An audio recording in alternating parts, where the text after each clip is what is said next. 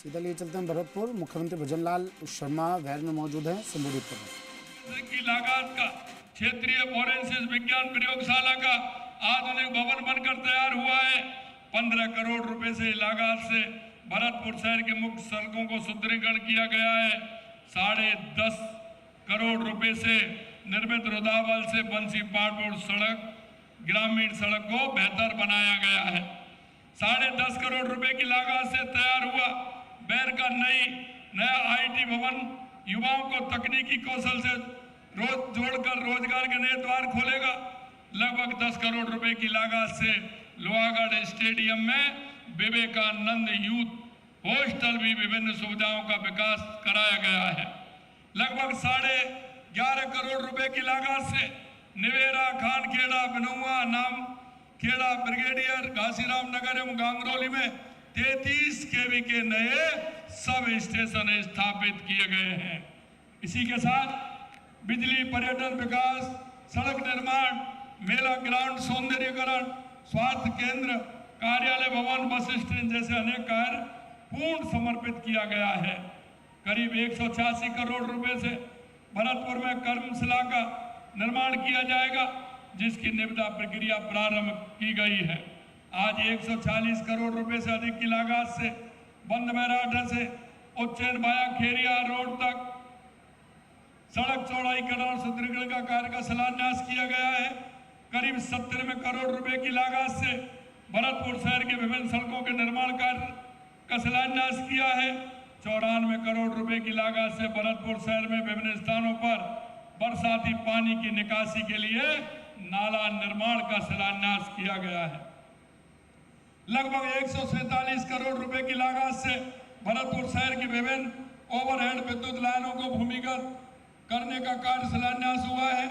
लगभग 67 करोड़ की लागत से शीशम तिराहे से सरसों अनुसंधान केंद्र तक 6 लेन सड़क एवं ड्रेन निर्माण का कार्य भी प्रारंभ किया गया है। 44 करोड़ रुपए से अधिक की लागत से भरतपुर शहर के विभिन्न सर्किलों को सौंदर्यीकरण का कार्यों का शिलान्यास किया गया है। 41 करोड़ रुपए से अधिक की लागत से भरतपुर की प्रमुख नहरों नालों के जीर्णोद्धार का कार्य शिलान्यास किया गया है। 40 करोड़ की लागत से आरबीएम अस्पताल में के पास आधुनिक विश्राम गृह के निर्माण का कार्य शिलान्यास किया गया है। लगभग 29 करोड़ की लागत से आरबीएम अस्पताल से इसकी नंबर 3 चांदपोल गेट तक मॉडल रोड निर्माण कार्य का शिलान्यास किया गया है। लगभग 20 करोड़ की लागत से वैर ब्लॉक में बालिका सैनिक स्कूल के निर्माण कार्य की नींव रखी है। 14 करोड़ रुपए से अधिक की लागत से प्रताप नहर वैर की मरम्मत और सौंदर्य का कार्य शुभारंभ किया गया है। लगभग 13 करोड़ की लागत से मोती महल से बछामदी रोड पुलिया तक मेन ड्रेन के जीर्णोद्धार कार्य का शिलान्यास हुआ है। 12 करोड़ की लागत से पशुपालन से जुड़े विभिन्न निर्माण कार्यों का शिलान्यास हुआ है। इसके साथ साथ ITI college, CC road, heritage भवनों के पुनरुद्धार एवं विकास, मंदिरों के जीर्णोद्धार, सौंदर्य grid, sub station, bus stand जैसे अनेक विकास कार्यों का शुभारंभ किया गया है।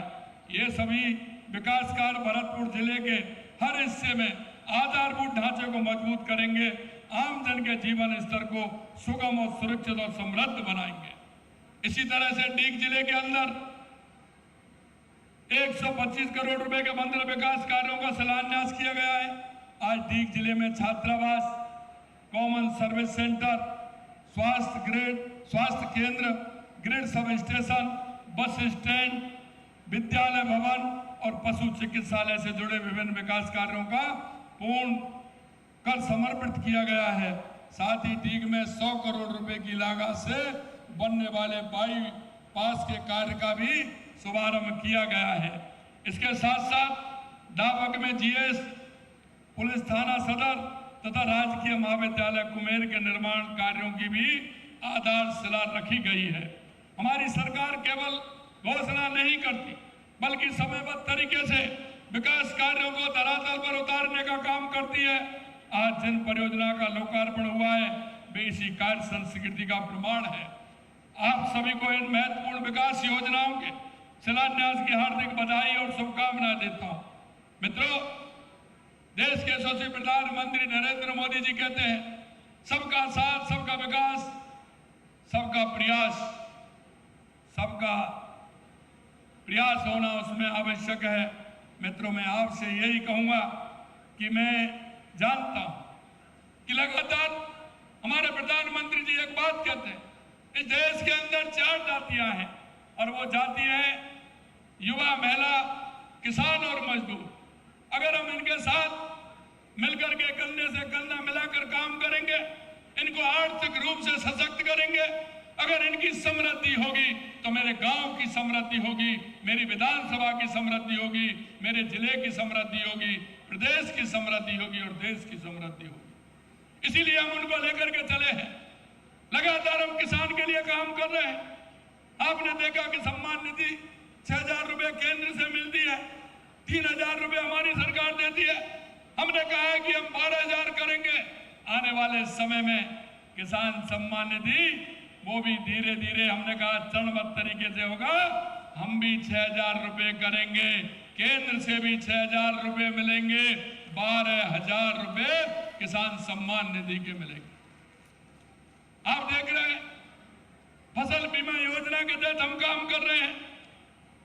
हमने कहा कि बिजली के बिलों में हमने 61,000 करोड़ रुपए का किसानों को अनुदान दिया है। और आपने देखा, हमने कहा था कि आने वाले समय में किसान को दिन में बिजली देंगे। हमें पता है जब रात्रि में किसान काम करता है तो परिवार के घर वालों को घर पर नींद नहीं आती है, क्योंकि अंधेरे में काम करना, ठंड में काम करना किसान को दिक्कत देता है। हमने कहा किसान को हम दिन में बिजली देंगे। मेरे मित्रों, मैं कहना चाहता हूं 26 जिलों में हमने दिन में बिजली देना प्रारंभ कर दिया है और 27 तक राजस्थान के सभी किसानों को दिन में बिजली देने का काम हमारी सरकार करेगी। राजस्थान सरकार ने गौपालक क्रेडिट कार्ड योजना लागू की है और ये पशुपालक भाइयों को बहुत अच्छा मौका है। पिछली बार हमने 1 लाख किया था, उसे बढ़ा करके हमने 1.5 लाख रुपए कर दिया है। मुख्यमंत्री मंगला पशु बीमा योजना प्रारंभ की है, जिसमें 23 लाख से अधिक बीमा पॉलिसी की गई है। लगातार उसके लिए हम काम कर रहे हैं। हम चाहते हैं कि हमारे गांव का व्यक्ति को वही रोजगार मिले, इसलिए हमने ग्राम विकास और बाढ़ विकास की योजना की। हमारे यहाँ जो पैदावार होती है, हमारी जो फसलें होती है, उसकी प्रोसेसिंग यूनिट कैसे लगाई जाए, हमारी सहकारिता को कैसे मजबूत किया जाए, हमारी डेयरी को कैसे मजबूत किया जाए, क्योंकि पशुपालन और किसान का मेल है। ये दोनों मिलकर के काम करेंगे तो हमारा किसान आर्थिक रूप से मजबूत होगा, आर्थिक रूप से मजबूत होगा। मेरे भाई और बहनों, लगातार हम उसके लिए काम कर रहे हैं। हमारे युवाओं को हमने कहा था कि हम 4 लाख सरकारी नौकरी देंगे। आप देख रहे हो 1,78,000 को हमने नियुक्ति पत्र दे दिया 2.5 साल के अंदर। और आपने देखा 1,30,000 प्रक्रियाधीन है, 1,30,000, क्योंकि 51,000 तो बिल्कुल पेपर हो गए, जांच चल रही है, रिजल्ट आने वाला है कुछ का।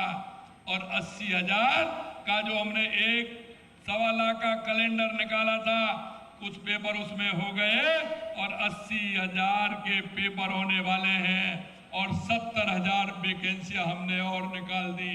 अगर इनको जोड़ते हैं तो 3,80,000 सरकारी नौकरी बैठती हैं।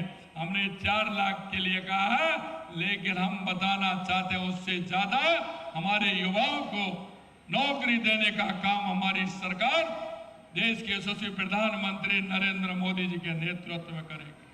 हमने कहा कि हम 6 लाख युवाओं को प्राइवेट स्तर पर नौकरी देंगे, 4.5 लाख युवाओं को हमने प्राइवेट क्षेत्र में रोजगार देने का हमने काम किया है। मेरे भाइयों बहनों, लगातार आप देख रहे हैं, चाहे युवा हो, महिला हो, उसके साथ हम काम कर रहे हैं।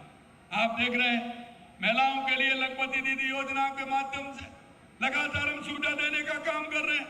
हम बेटियों को शिक्षा के क्षेत्र में आप देखेंगे तो ड्रेस से लेकर के, किताब से लेकर के, कॉपी से लेकर के सारा हम दे रहे हैं। साइकिल हम दे रहे हैं, स्कूटी हम दे रहे हैं। और अगर बीमार हो जाए तो इलाज भी फ्री कराने का काम कर रहे हैं। अब तो हमने ये और कर दिया, जो हमारी गर्भवती माता बहनें हैं उनको माँ वाउचर योजना के माध्यम से वो कभी भी जा सकती हैं, कभी भी दिखा सकती हैं और सोनोग्राफ भी करा सकती हैं, जांच अन्य करा सकती हैं, दवाई भी ले सकती हैं। क्योंकि हम जानते हैं कि गरीब की स्थिति क्या होती है और माता बहनों की स्थिति क्या होती है। मेरे भाइयों, लगातार हम उसी के लिए काम कर रहे हैं कि हमारी गर्भवती माता बहनें परेशान नहीं हो, क्योंकि हम जानते हैं आर्थिक तंगी के कारण वो 2, 4, 5 दिन अगर लेट हो जाती है तो उसकी तबीयत खराब हो जाती है। हमने इसीलिए माँ वाउचर योजना प्रारंभ की है। एक भी दिन लेट नहीं हो, जैसे ही उसको मालूम पड़े कुछ परेशानी है तुरंत हॉस्पिटल जाए, जांच कराए, सोनोग्राफी कराए और अपना पूरा इलाज ले। इसके लिए हम काम कर रहे हैं। हमने देखा गांव में हमारे किसान भाई हैं, लेकिन हमारी जो माता बहन है वो खेती का काम भी करती है, पशुपालन का काम भी करती है, और इसलिए हमने कहा क्योंकि वो गाय भैंस की सेवा करती है तो उसके लिए बीमा कराया। मोबाइल वैन हमने प्रारंभ की है, क्योंकि अगर गाय भैंस बीमार हो जाती है तो किसान को बड़ी चिंता होती है, वो दूसरी जगह दिखाने जाता है, लेकर के जाता है, उसका पैसा खर्च हो जाता है। इसलिए मोबाइल वैन हमने बनाई है जिससे कि वो देखने वाला वहीं दे पहुंचे, दवाई भी दे, उस काम को भी करे। उसके साथ साथ हमने ये भी किया है कि जो डेयरी में आप दूध देने जाते हैं उस दूध पर 5 रुपए लीटर का अनुदान हमारी सरकार देने का काम करती है, 5 रुपए लीटर। हम चाहते हैं कि हमारा किसान, मजदूर, युवा, महिला हमारे आर्थिक रूप से सशक्त हो। और मैं आज ये भी कहना चाहता हूं मेरे भाइयों, अगर हमारे युवा सशक्त होगा तो निश्चित रूप से हमारा प्रदेश और देश सशक्त होगा। आपने देखा पिछली सरकार में किस तरह से युवाओं के सपने रौंदे गए थे, लेकिन 2.5 साल के अंदर देख रहे हो एक भी पेपर लीक नहीं हुआ। 400 से ज्यादा पेपर हुए हैं, 1,78,000 को नौकरी दी है, किसी तरह की कोई गड़बड़ी नहीं हुई और ना कोई इस तरह का हुआ, और बिना पर्ची और बिना खर्ची के हमने युवाओं को रोजगार देने का काम हमारी सरकार ने किया है। ऐसे भी लोग थे जिन्होंने पेपर लीक किए थे, ऐसे लगभग 650 लोगों को हमने जेल के अंदर डालने का काम किया है। आज भी वो जेल के अंदर हैं, उन पर भी शिकंजा कसने का काम किया है। मेरे भाइयों बहनों, मैं आपसे एक बात जरूर मैं कहना चाहता हूं कि हम गरीब और किसान के लिए लगातार हमारी सरकार काम कर रही है। सामाजिक सुरक्षा पेंशन बढ़ा दी, अब तो 1450 रुपये हमने कर दी उसको। प्रधानमंत्री आवास योजना 4,40,000 से अधिक आवास बनाए हैं। LPG गैस सिलेंडर भी हम आपको सस्ता दे रहे हैं। 1 करोड़ पात्र व्यक्तियों को खाद्य सुरक्षा में राजस्थान के अंदर जोड़ा है। ऐसे लोग जिनको परेशानी थी, हमने 1 करोड़ लोगों को खाद्य सुरक्षा में जोड़ने का काम 2.5 साल के अंदर हमारी सरकार ने किया है। हमारी बेटियों की शिक्षा को बढ़ावा देने के लिए प्रदेश में, जैसा मैंने कहा, 14 लाख साइकिल वितरित की, 40,000 मेधावी छात्राओं को स्कूटी प्रदान की, 4,82,000 से अधिक कूपन जारी हमने माँ वाउचर योजना में किए, 18 लाख से अधिक लखपति दीदी बनाने का काम किया। मेरे मित्रों, आप राजस्थान में देखो, जब हमारी राजस्थान में सरकार आई तो हमने एक रोड मैप बनाया था कि राजस्थान का विकास कैसे हो सकता है। राजस्थान में सबसे पहले आवश्यकता किस बात की है? राजस्थान की जनता से जब हमने बात की, लोगों से पूछा, हमारे वरिष्ठ जन बैठे, सभी लोग बैठे, तो उन्होंने कहा सबसे पहले पानी की आवश्यकता है। मेरे भाइयों, मैं आपको बताना चाहता हूं, राजस्थान का एक भी जिला ऐसा नहीं है जिसमें हमारी सरकार ने पानी के लिए काम नहीं किया हो। चाहे हमारे इस क्षेत्र की, हमारे 17 जिलों की ERCB राम जल सेतु योजना हो। कांग्रेस के लोग हमेशा कहते थे चंबल परियोजना, धरातल पर कुछ नहीं, और आप देख रहे हैं 15 दिसंबर 23 को सरकार बनी थी और जनवरी 24 को MOU हुआ था, और दिसंबर 24 को 24,000 करोड़ का शिलान्यास हो गया और आज 24,000 करोड़ का उस पर काम चल रहा है। ये माननीय प्रधानमंत्री जी के नेतृत्व में है, क्योंकि मोदी जी जो कहते हैं वही करते हैं। यदि मोदी है तो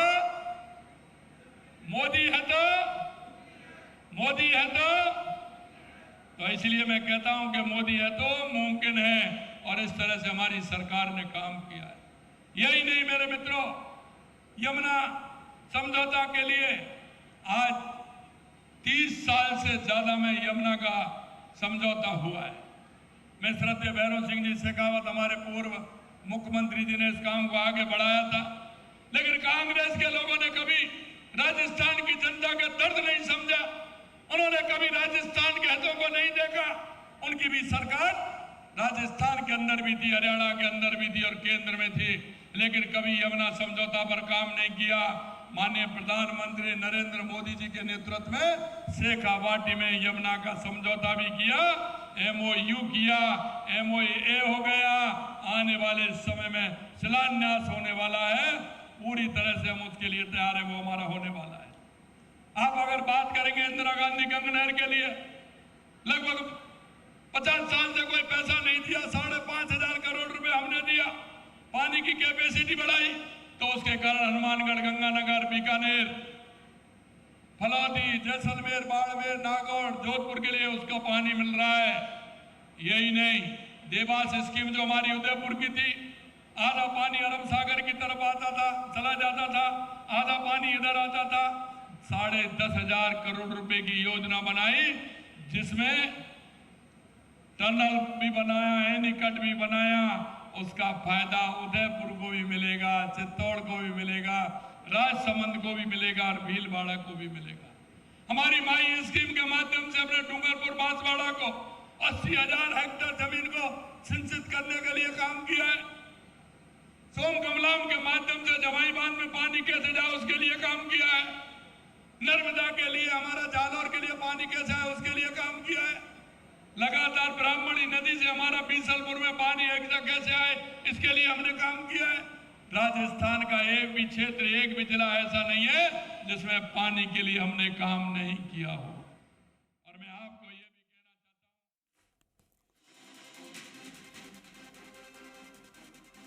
हूं, भरतपुर के बैर से सीधी तस्वीरें आपको दिखा रहे हैं। मुख्यमंत्री भजनलाल शर्मा बालिका सैनिक स्कूल का भूमि पूजन कार्यक्रम में मुख्यमंत्री यहाँ पहुँचे और भूमि पूजन किया। बिजली के क्षेत्र में काम हो रहा है, उन्होंने अपनी सरकार की उपलब्धियां बताते हुए कहा पीएम मोदी के नेतृत्व में विकास तेज़ी से हो रहा है। युवा महिला किसानों की उन्नति में हम जुटे हुए हैं। ऋतु बनावत भी इस दौरान मौजूद रहीं। बालिका सैनिक स्कूल का भूमि पूजन कार्यक्रम, प्रदेश के साथ साथ भरतपुर का विकास भी हम कर रहे हैं। ज़िले में सड़कों को ठीक किया जा रहा है, पानी लाया जा रहा है, जानिए बिजली के क्षेत्र में काम हो रहा है। मतलब तमाम उपलब्धियां सीएम भजनलाल शर्मा ने बताई कि किस तरह से भरतपुर को विकास के क्षेत्र में आगे बढ़ाया जा रहा है। वैर में कार्यक्रम हो रहा है जिसमें मुख्यमंत्री भजनलाल शर्मा मौजूद, जवाहर सिंह बेढ़म मौजूद और शिक्षा मंत्री मदन दिलावर। ये तस्वीरें, सीधी तस्वीरें आपकी टीवी स्क्रीन पर कुछ देर पहले की ये तस्वीरें जब मुख्यमंत्री पहुंचे, उनकी अगवानी की गई। मंच पर साफा पहनाकर, दुपट्टा उड़ाकर उनकी अगवानी की गई, स्वागत किया गया और उसके बाद अब मुख्यमंत्री संबोधित करते हुए के लिए लगातार हम काम कर रहे हैं। हमने हर वार्ड की, हर ग्राम की पूरी योजना बनाई है कि हमारे गांव का विकास कैसे हो। आप भी जानते हैं, गांव छोटे होते जा रहे हैं, शहर बढ़ते जा रहे हैं। हमने सोचा है कि गांव हमारे सारी सुविधा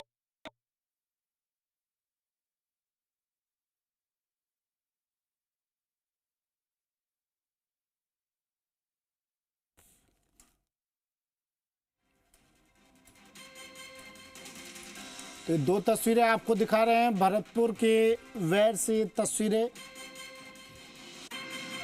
पानी की क्या आवश्यकता है, बिजली की क्या आवश्यकता है, रोड की क्या आवश्यकता है, शिक्षा और चिकित्सा की क्या आवश्यकता है, वहाँ का पर्यावरण कैसा रहे, वहाँ के सरोवर कैसे रहे, तालाब कैसे रहे।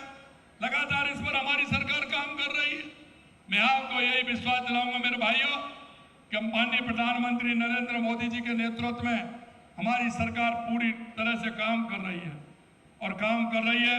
इसमें हम ये भी कहना चाहते हैं कि आपकी जो इच्छा और अपेक्षा है, क्योंकि हमेशा मैं ये कहता हूं कि लोगों के मन में अगर सुविधाएं वहाँ ही मिलेंगी, उनको लगेगा तो वो गांव छोड़ करके शहर जाने वाले नहीं। इसलिए हमें पर्यावरण का भी ध्यान रखना है। आपने देखा है 2 साल के अंदर हमने लगभग 20 करोड़ पौधे लगाने का काम किया है।